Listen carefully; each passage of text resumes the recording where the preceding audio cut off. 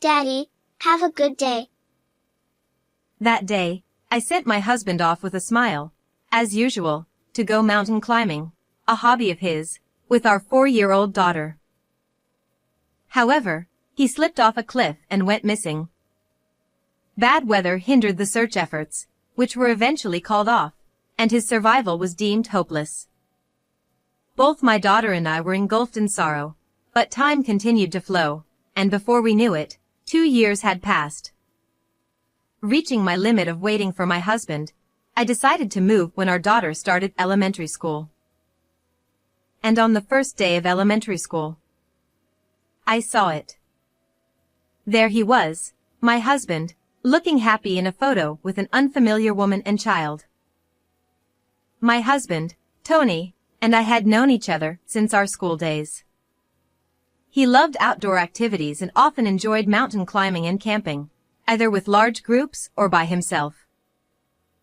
My daughter Mary and I were frequently taken along to campsites, mountains, and picnics. Life with my kind husband and adorable daughter was truly happy for me. On the other hand, I was more of an indoor person. However, after marriage, influenced by my husband, I began to enjoy active hobbies. But our daughter didn't seem to feel the same way. Mary, shall we all go mountain climbing tomorrow? No, I don't want to go. I'd rather stay home and draw or play games. After starting kindergarten, our daughter preferred indoor activities like playing with dolls and drawing over outdoor activities led by Tony. Preferences in play are a matter of personality, something beyond our control as parents. However, I could tell my husband was feeling lonely about not being able to share his favorite activities with Mary. She loves spending time with you, and it's not that she dislikes outdoor play. As she grows more active, she'll surely change. I encouraged him, but it had little effect. Gradually, he spent less time with the family, and even on holidays, he would go out alone or with friends to enjoy his hobbies. His work also seemed to get busier, often leaving early in the morning and returning late at night. In hindsight, perhaps those were signs of the impending tragedy. I'm heading out. I'm going to try a deeper part today. At 5 a.m., Tony woke up early for climbing, ate the breakfast I made, and left the house. Everything was as usual. Daddy, have a good day. Our daughter, who always woke up early on days Tony went climbing, saw him off at the door with me, and he responded with a smile, just as always. But then, the unimaginable happened. What? My husband. What do you mean? The news came suddenly the day after he left the house. Tony had slipped while climbing and fell off a cliff, going missing. A passing hiker found some of his belongings, including his ID, cell phone, and wallet, and turned them over to the police, who contacted me. Please, find my husband. The police and mountain rescue team made earnest efforts to search, but unfortunately, heavy rain started that day, hindering their movement. The hikers who witnessed the fall said, "If he fell from that height, he wouldn't be unscathed." It's sad, but he's likely already dead. No. Please, be safe. Desperately clinging to hope, I contacted Tony's workplace, an outdoor gear company, hoping his hobby friends there might help with the search. What? He quit?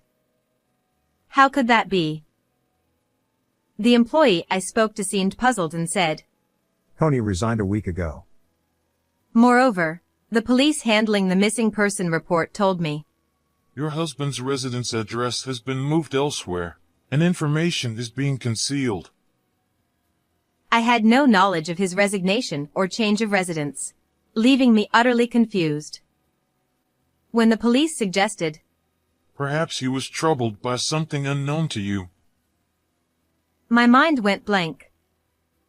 From there, My memory is hazy, and before I knew it, days had passed, and the search was called off. The police advised me to declare him legally missing, but I couldn't bring myself to do it. If I file the declaration, it means admitting that Tony is no longer in this world. I don't want to believe my husband is gone. Even if there's little hope, I want to wait for a miracle. I said this, but even if I averted my eyes from reality, Tony wouldn't come back. With a daughter to care for, I had to protect her life, which kept me occupied and distracted. Please come back and watch our daughter grow up with me. Days passed, staring at his photo, feeling like my heart was breaking. Despite trying to hold on, I realized I wasn't as strong as I thought. 2 years later, I couldn't bear the weight of my feelings alone. Eating felt joyless, tears would flow uncontrollably, and sleepless nights continued. Seeing my condition, my parents urged me to return to my hometown. Especially my father, who had just retired that year, strongly felt. You can't go on like this. I've retired. Let's move to the countryside with us and live a peaceful life. We'll help, so let's live together. My parents, both from rural areas, had bought a modest apartment in the city and lived there. With my father's retirement, they planned to sell the apartment and move to my father's family home, which had been vacant since his parents passed away. Can we live with Grandpa and Grandma? A new house? Seeing my daughter's eyes light up, I realized that I wasn't the only one suffering from the loss. She had been enduring the sadness and loneliness of losing her father suddenly. Mary is trying to move forward, yet here I am, her mother, stuck in sorrow. I decided to start anew in a new place before Mary started elementary school. However, I kept our marital status unchanged. I planned to declare him legally missing and set up an altar once Mary's school situation settled. Even if he wasn't physically with us, he would live on in our hearts. And so, the first day of elementary school arrived. My daughter quickly made friends with the child sitting next to her, showing a smile from day one. I was worried she wouldn't have friends from kindergarten, but she's doing well. After the class meeting, most parents and children were still around, taking photos and exchanging contact information. I was about to take a photo with my daughter near the main entrance when I saw it. What? A bolt from the blue. I couldn't take my eyes off the family taking a photo a few feet away. In front of the school building, holding a woman and child with a happy smile, was my supposedly deceased husband, Tony. Mom? Oh, let's take a photo over by the flowers instead. I hurriedly led Mary away from the main entrance. They didn't seem to notice us, but despite longing to see him, I couldn't call out. A look-alike. No, that can't be. Knowing Tony since our school days, there's no way I'd mistake him in a crowd. Observing more closely, I realized the woman and child with him were people I saw inside the classroom. My daughter's classmate and his mother. Why was this woman with my husband? The answer came sooner than expected. With many events like welcome parties and PTA meetings, I could easily approach the woman. You're Mary's mother, right? My son sits next to her. I'm Carol Smith. It's nice to see you. The woman with Tony in the photo was Carol Smith. She worked as a salesperson at a local branch of an outdoor gear company, a rival of my husband's former workplace. Pleased to meet you. I acted naturally, suppressing my curiosity about her relationship with him. I carefully and gradually gathered information. We soon became friends, partly because we were the same age. Carol said she lost her husband in an accident 2 years ago and had been raising her son alone since. Wait, but I saw your husband on the first day of school. Oh, he's my new husband. We just got married recently. Oh. What's his name? I clenched my fists out of sight, getting to the point. Tony. He was also a classmate. A wave of nausea and goosebumps washed over me. No doubt. It's him. I mustered all my strength to stay upright and maintain composure.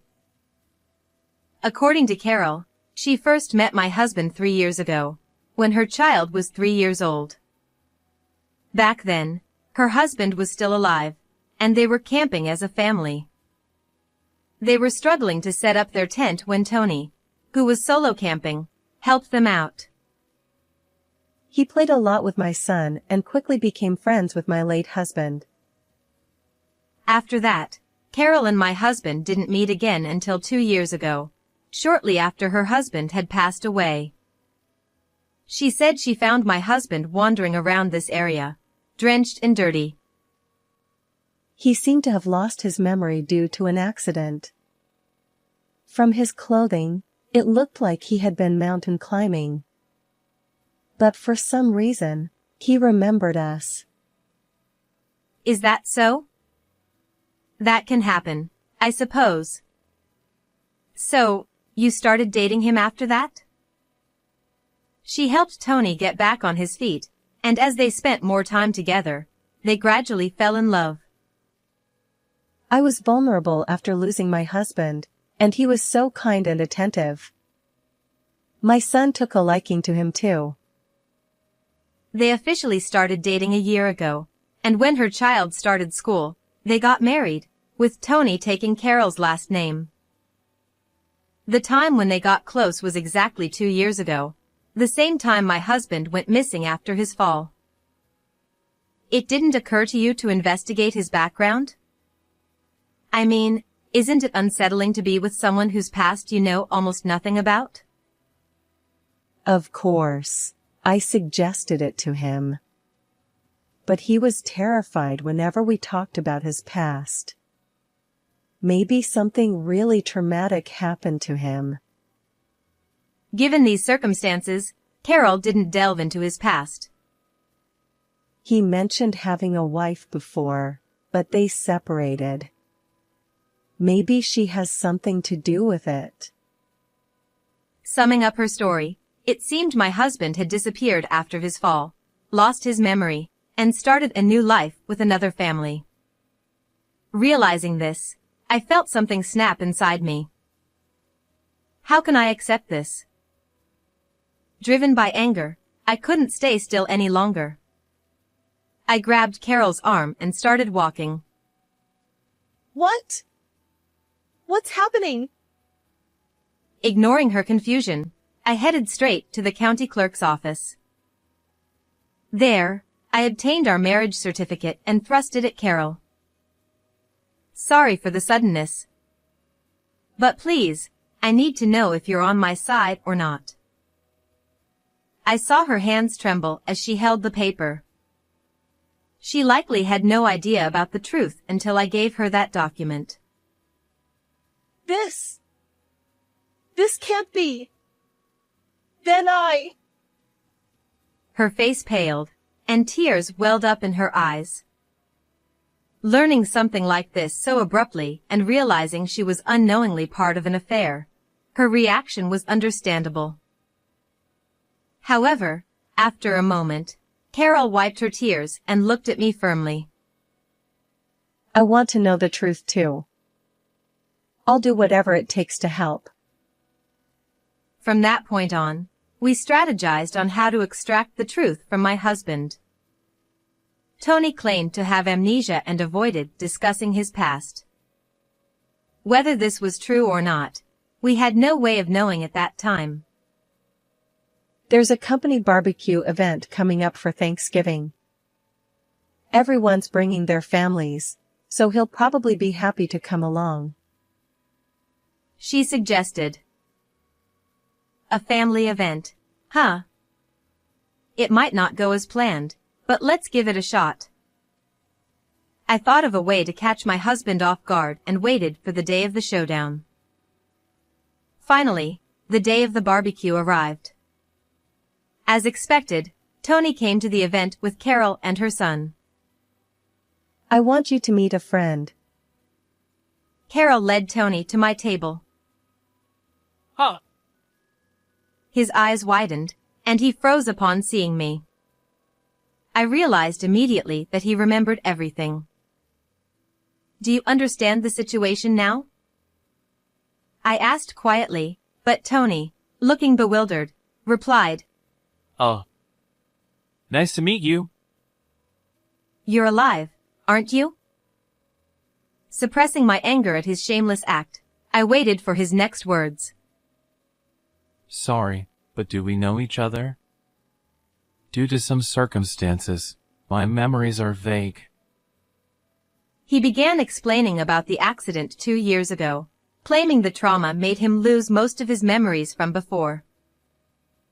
All I remembered was her. I knew where I lived for my belongings, but I didn't know why I was there. I am your wife, and we have a daughter. Her name is Mary Brown. She is a classmate of Carol's son. He looked surprised upon hearing this. But, even if you say that, I can't remember. I've started a new life with Carol and her son. I can't disrupt that now. I don't care about your excuses. Legally, I am still your wife. Do you need to see proof? Showing him a copy of our marriage certificate, which I had also given to Carol, Tony turned his face away. Even so, I don't want to ruin my current happiness. I'm truly sorry, but please divorce me. I can't take responsibility for you or your daughter. He looked down as he spoke, seemingly feeling guilty. However, whether he was genuinely suffering from amnesia or just avoiding responsibility, I couldn't tell at that point. Can we stop this? It's not good to talk about this in front of the kids. Finally, he glanced at Carol's son, trying to avoid the conversation. Not yet. I can't lose my temper yet. Just a little longer. As I took deep breaths to calm my anger, help arrived at the perfect moment. Oh, Daddy. Daddy. Huh. My daughter, who had been away with my father to explore the stalls, returned. She ran towards her father, whom she hadn't seen in 2 years, but Tony was fixated on my father instead. Executive! I didn't miss that word. I stifled my urge to cheer but couldn't help but smile. My husband noticed my expression and hastily covered his mouth, but it was too late to hide anything. It's been a while, Tony. I'm glad you remember me. My father, William Johnson, had been an executive at the outdoor gear company where my husband used to work. He retired recently but maintained connections with many of his former colleagues and competitors. We were invited to this event by the CEO of a rival company who had connections with our family. I had planned to mention my father's name to provoke him, but having my father there in person was an unexpected but welcome surprise. How do you know my father? You just said you only remembered Carol. My question made Tony visibly agitated. 2 years ago, you asked me not to tell my daughter to protect your honor, but it was a mistake. No! I remember now. You're important in the company, so you must have left a strong impression. I see. So you remember your father-in-law more than your wife or daughter. Understood. while my father smiled warmly. His eyes were cold, which even frightened me a bit. The crime of faking an accident to hurt my daughter and granddaughter is serious. With a final stern remark, my father said, I'll look after the kids. You need to have a proper talk. He then left with both children, leaving just me, Tony, and Carol. I heard you married by taking her last name, but that shouldn't be possible while still married to me. Even if you had amnesia, once you knew about our marriage certificate, you should have realized I existed. Did you handle the marriage certificate application yourself to hide your status as a married man under the guise of preparing for the school entrance? We know everything. Stop this ridiculous act. As I declared this, Tony began to shake. Why didn't you just divorce me when I disappeared? I made it seem like I was in a desperate situation, so Carol wouldn't see the certificate. Hearing his words, all my bottled-up emotions surged. I didn't know whether to feel sad or angry, but I had many things I wanted to say to Tony. Why did you lie like this? Did you really think you could deceive us forever? Stop mocking us. Keep your voice down. I faked the accident to avoid this. What's wrong with that? Before the accident, Tony had resigned from his job and moved. When only one person in a household moves, the family must be notified. However, if you explain special circumstances, it is possible to secretly move and hide the information. I was having issues with my wife and that she became violent when discussing divorce. Here's the medical report and diary. He must have used these falsified documents to hide the information and escape from me. You and Mary are at fault. You enjoyed my hobbies at first, but then you distanced yourselves. I felt neglected by my family. What? You're leaving us for that? He said he met Carol's family when he couldn't enjoy his hobbies with us anymore. Her family seemed to fit his ideal. I always wanted a son, and I wanted to go camping frequently with my family. You didn't fulfill that. Tony, do you realize what you're saying? I do. When I heard about your husband's death, I had to see you. I wanted the ideal wife and son. His selfish reasoning left both Carol and me speechless. Neither my daughter nor I disliked his hobbies. The reduced camping trips were just because my daughter's interests shifted indoors for a while. If that's the case, you should have told me and divorced me 2 years ago. Then you could have openly gone to her. But you wouldn't have accepted it. What would the executive say? If you had just let me go, we wouldn't be here. Blaming me, I felt utterly disillusioned. One thing. What did you think of me and Mary? Huh? Don't you understand how lonely and painful it was for us? We suffered for 2 years because of you. I never asked you to. It was your choice. His dismissive response made my blood boil. Fine, let's divorce. You'll pay for the adultery, unpaid marital expenses, and child support in one lump sum. No matter how angry I got, it didn't affect him. I don't care about you and the kid anymore. I'll pay. Now I can live happily with my new family. He said, seeming happy about it. What's good about this? Are you kidding me? Huh? Tony seemed baffled by Carol's unexpected reaction. We're done too. I'll sue you for fraud. Wait! Why? We can be a real couple now. He genuinely seemed confused, watching Carol's angry expression. Did he really think she would be thrilled and embrace him? Carol and Tony had a small wedding and engagement party. She paid for everything, including his living expenses after losing his job and memory. You lied and took her money. That's fraud. I muttered, making Tony turn pale. Wait! I gave up everything to be with you. I love you. Life with a child is hard alone. I'll find a new job soon. Don't speak. Don't talk about my son. I'm not desperate enough to rely on a man who betrayed his family. Carol's angry shouts made me feel sorry for her.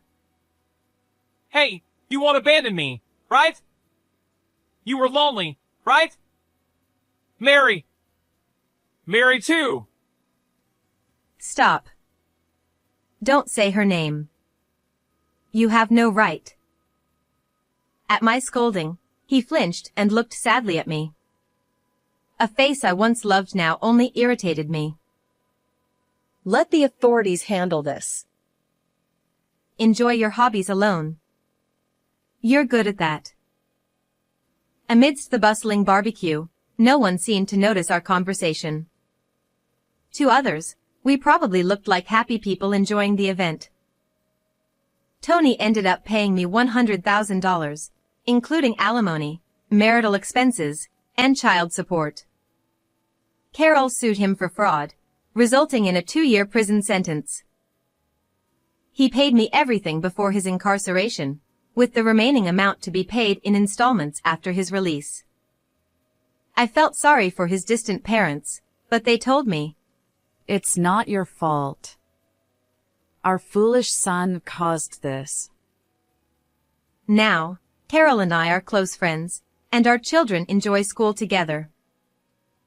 Thank you for watching until the end. Please subscribe to our channel. See you in the next video.